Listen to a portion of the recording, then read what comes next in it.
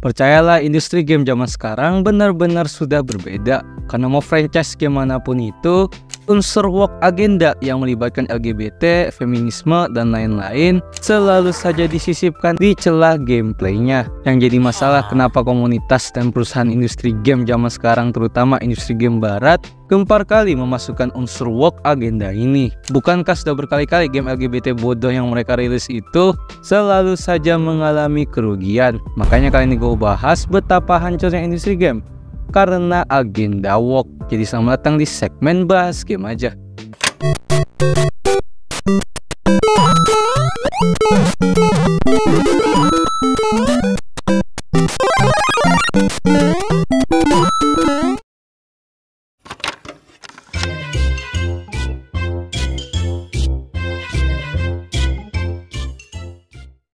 Bagi kalian yang nggak tahu, istilah woke agenda telah diadopsi sebagai semacam kata kunci yang merata untuk berbagai gerakan sosial termasuk isu LGBT, dan biasanya mengacu pada upaya dan gerakan yang berfokus pada peningkatan kesadaran sosial terhadap hak-hak dan isu-isu yang berkaitan dengan komunitas LGBT, dan terkadang gerakan sosial lain seperti feminisme, Black Lives Matter, dan lain-lain. Gerakan ini sendiri bertujuan untuk mengatasi diskriminasi, stigmatisasi, dan ketidaksetaraan yang dialami oleh individu dalam komunitas lagi batuk tadi. Dan pada intinya, gerakan ini memang awalnya dibuat untuk mengedukasi orang-orang tentang ketidaksetaraan yang bermulai pada kasus Black Lives Matter pada tahun 2014, dan memang harusnya positif. Tapi seperti biasa, makin lama makin rusak karena bukan negara barat namanya jika mereka tidak memiliki standar ganda.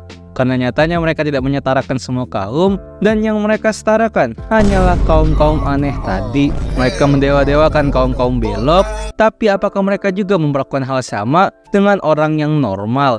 Ya kagak, ujung-ujungnya malah dikatain homofobik. Dan nyatanya juga keinginan mereka itu juga nggak setara-setara banget. Mereka mungkin bisa mendewa-dewakan LGBT, feminisme, dan lain-lain, tapi apakah mereka bisa memperlakukan hal yang sama kepada orang-orang yang tipenya itu beragama banget, yang notabene mau agama apapun itu memang melarang perbuatan-perbuatan LGBT?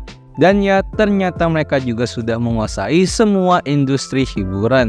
Mungkin kalian sudah sadar kalau industri film sudah mulai dibabat duluan oleh mereka. Dan sekarang industri game juga makin dibabat abis. Karena percayalah, di abad sekarang industri game benar-benar mulai terasa nggak ada value-nya sama sekali selain kampanye-kampanye mereka. Bahkan ada sebuah perusahaan konsult yang bernama Sweet Baby Inc yang menawarkan jasa-jasa konsultasi bagaimana cara menyelipkan unsur DEI, woke, dan semacamnya ke karya game buatan developer-developer besar. Dan apakah kalian pikir itu adalah sebuah pilihan?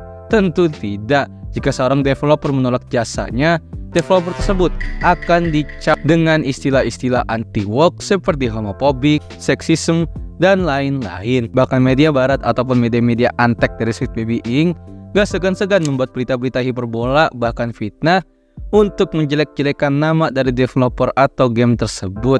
Contohnya mungkin seperti game Black Myth Wukong yang developernya menolak keras untuk berkonsultasi dengan Sweet Baby Inc yang akhirnya berujung diberikan berita-berita fitnah. Memang contoh agenda-agenda yang ditawarkan Sweet Baby Inc atau perusahaan-perusahaan lagi batuk itu seperti apa aja? Sebenarnya ada yang secara halus dan ada yang secara gamblang.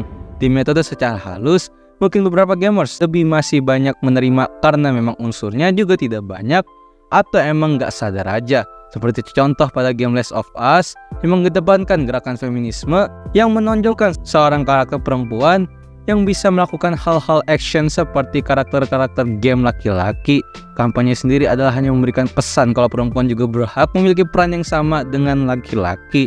Terdengar keren, tapi ujung-ujungnya perempuan mana yang mau disuruh kerja nguli? Dan selanjutnya ada secara gamblang, di mana tahap ini semua kampanye dan unsur-unsur lagi batuk sudah terkesan memaksa dan sangatlah mengganggu. Dimulai dengan buat desain karakter game yang presentasikan berbagai kaum-kaum belok, entah itu kaum gay, lesbian, dan lain-lain. Tapi yang jadi masalahnya adalah malah dikombo lagi dengan agenda lain. Seperti contoh game buatan Sony yang benar-benar gagal, yaitu game dengan judul Consort, yang karakter-karakter dipenuhi dengan karakter cewek yang gemuk, kekar tapi gemuk, dan gak karuan, ditambah karakternya juga belok. Kalaupun ada karakter laki-laki, sudah ketebak pasti dibuat kemayu abis. Bahkan karakter-karakter seperti robot atau monster pun dipaksa diberikan elemen-elemen yang bersifat woke ini. Dan faktor yang paling menjijikannya adalah desain karakternya ini, desain muka semuanya sengaja dibuat jelek.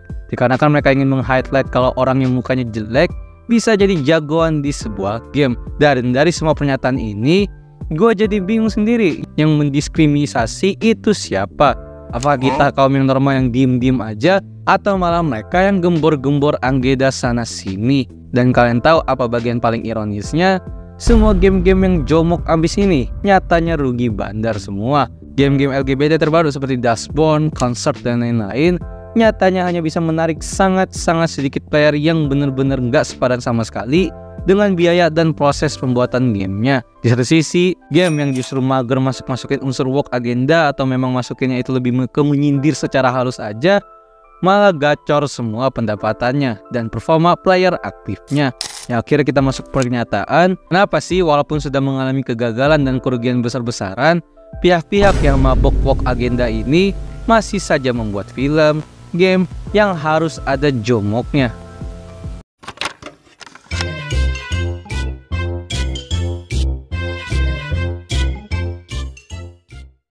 For your information, gak cuma rugi berjuta-juta dolar di sebuah platform game, nyatanya sudah berapa banyak berita yang mengabarkan kalau industri hiburan film pun yang dijomok-jomokin, itu entah di film anak-anak, superhero, dan lain-lain, juga sama-sama merugi besar. Jadi emang kenapa sih mereka maksa banget? Dan ternyata ada beberapa alasan. Yang alasan utama sendiri gue bisa cantumkan dua, yaitu yang pertama, alasan yang cukup umum dan sudah dibahas oleh banyak orang, adalah si investor dari perusahaan-perusahaan ini memang dikuasai oleh perusahaan BlackRock. Kalian pikir mungkin Elon Musk adalah orang terkaya di dunia? Nyatanya itu hanyalah sebuah topeng, karena perusahaan yang lebih kaya yaitu BlackRock lah yang secara data lebih berkuasa. Dan berkuasa di sini itu beneran berkuasa. Hampir semua perusahaan film, game, makanan, elektronik, atau perusahaan besar apapun itu, pasti BlackRock memiliki ikut andil di dalamnya. Dan karena BlackRock adalah perusahaan yang kayaknya kaya banget, yaitu triliunan dolar, mencari uang bukanlah tujuan utama mereka. Yang akhirnya agenda-agenda dan kampanye-kampanye sosial lah yang mereka anggap evolusi itu menjadi tujuan utama mereka. Dan yang mereka inginkan, kalian membeli produk atau mengkonsumsi produk bukan karena produknya, tapi mereka inginkan mengkonsumsi produk karena agendanya. Dan daripada melanjutkan topik ini yang berujung di cap konspirasi, masuklah ke alasan kedua yang merupakan alasan utama juga, yaitu ternyata kebanyakan perusahaan industri game sekarang memang dipenuhi oleh orang-orang yang menjunjung tinggi woke agenda itu sendiri. Entah dari mindsetnya, atau ya emang banyakkan karyawan dari perusahaan-perusahaan game developer besar itu emang beneran jomok aja. Sehingga bahkan tanpa konsultasi ke perusahaan konsultan jomok pun, game-game yang dibuat oleh perusahaan besar itu juga dijomok-jomokin sendiri oleh tim developernya.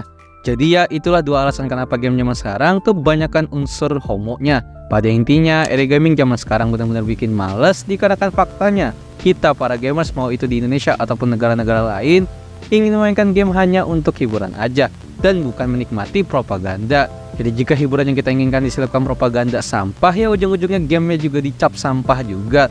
Lagi pula industri game zaman dulu yang secara story pure seni dan desain-desain karakter yang dimaskulin dan difeminimkan dengan desain yang ganteng dan cantik justru lebih menguntungkan dan lebih memberikan vibe positif ke para gamers. Jadi kedepannya gue harap kalian bisa melek dikit sama game-game yang akan dirilis kedepannya. Apakah akan ada unsur penghitaman dan penjoplokannya atau tidak? Karena percayalah, semua perusahaan dalam tanda kutip sudah dipaksa untuk membuat game dengan propaganda tersebut.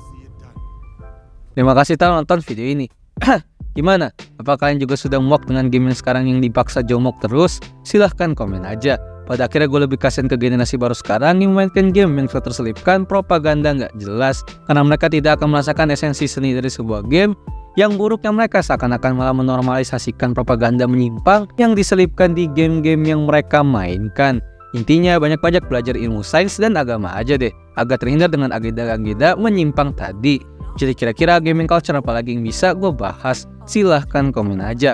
Jadi jangan lupa subscribe Dazzle. Dah.